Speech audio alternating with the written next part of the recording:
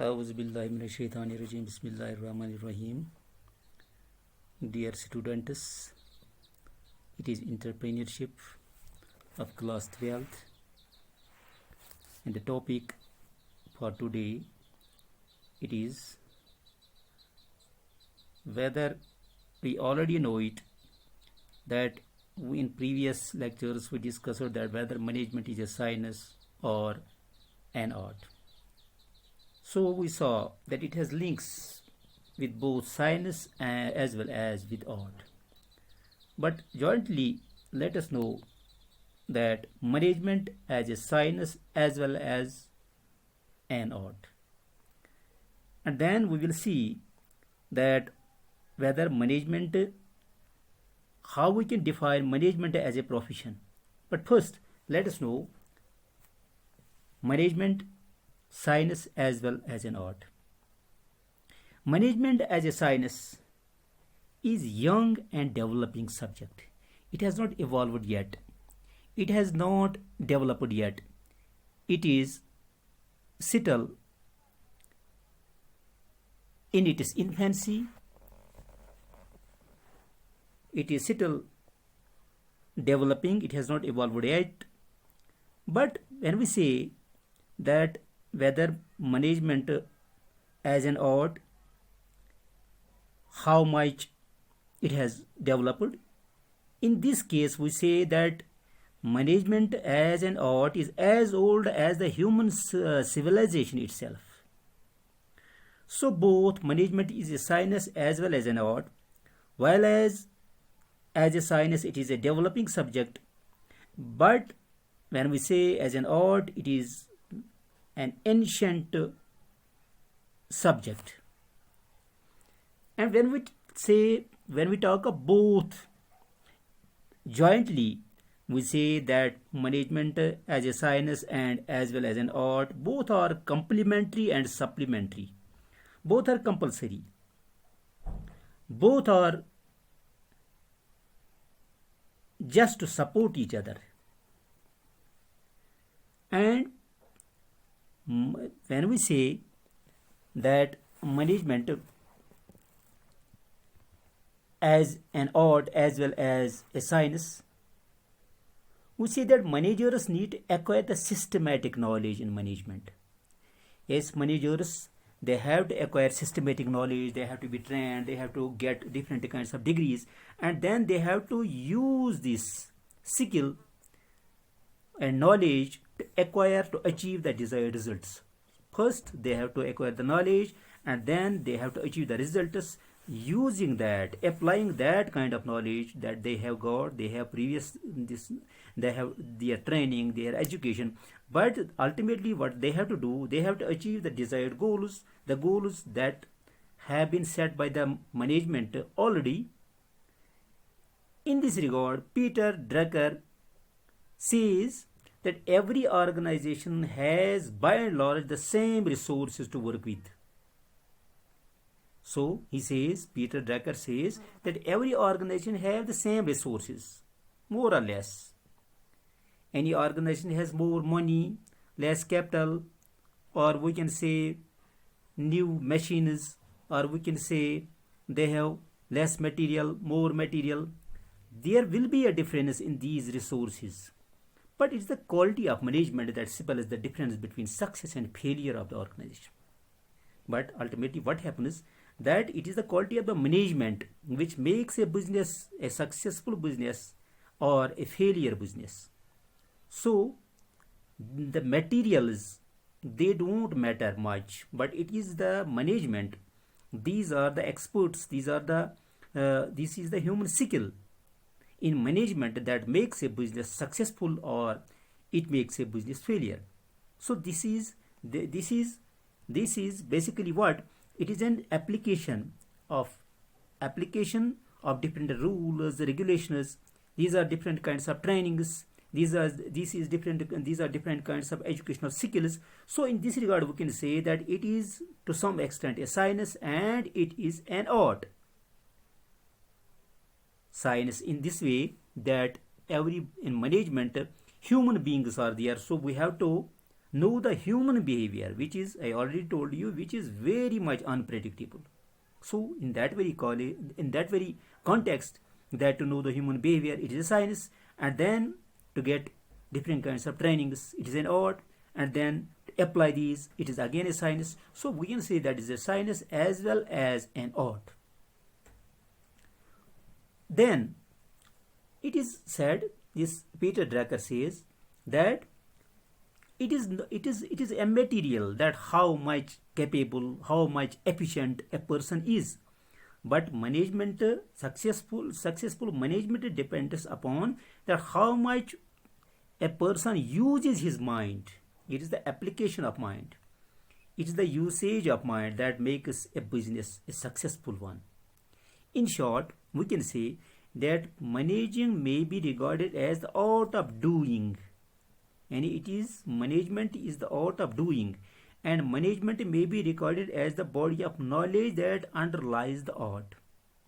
So management as an art, because it has to do something, it is related to some process, but we can say that it is again at the same time it is a science, because it has a body of knowledge, it has a body of experiences. And science, we say that it is, this is knowledge, these are certain applications, these are certain experiences. So again we can say that management is a science as well as an art. Now let us know that management as a profession, what we can say about this, whether it is a profession.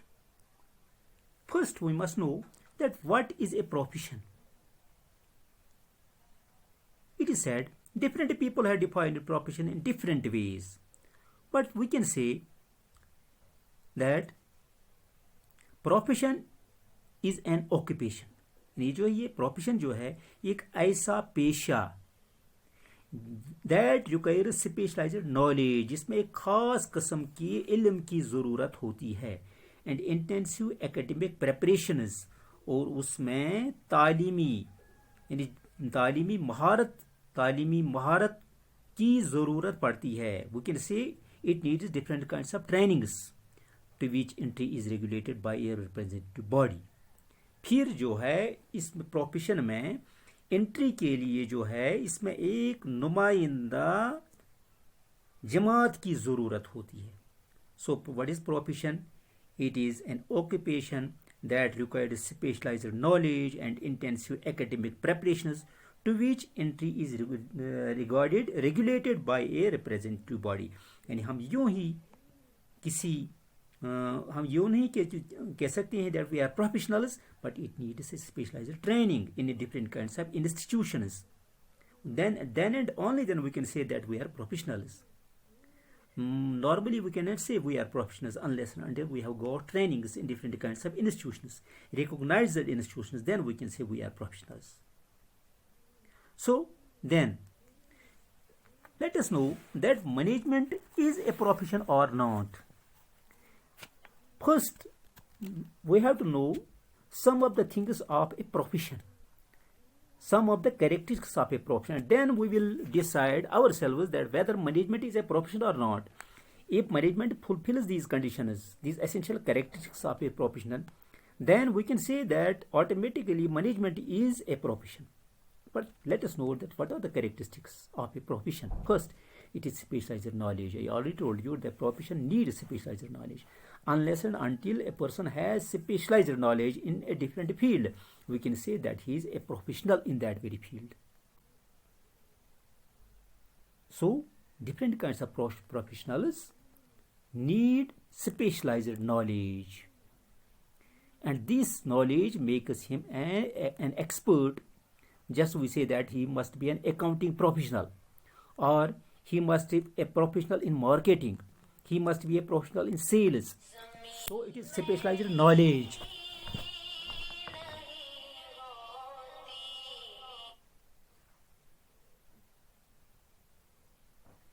It is specialized knowledge that makes a person trained, that makes a person professional। Second thing is formalized method of acquiring education and training। So when we say that a person has got specialized knowledge, At that very time, we must know that he must have formalized method of acquiring education. So formal method of acquiring education and training. He has to go certain kinds of professional colleges, training institutions to get this very knowledge, unless and until he has joined any chartered accountant, and he has joined any college, he has joined any institution. We cannot say that he is a professional accountant unless and until he has got training in marketing. We cannot say he is a marketing professional. So professionals need education and training. Third is social obligations. Every professional, he must have social obligations. That's why I have certain responsibilities. I am answerable before someone.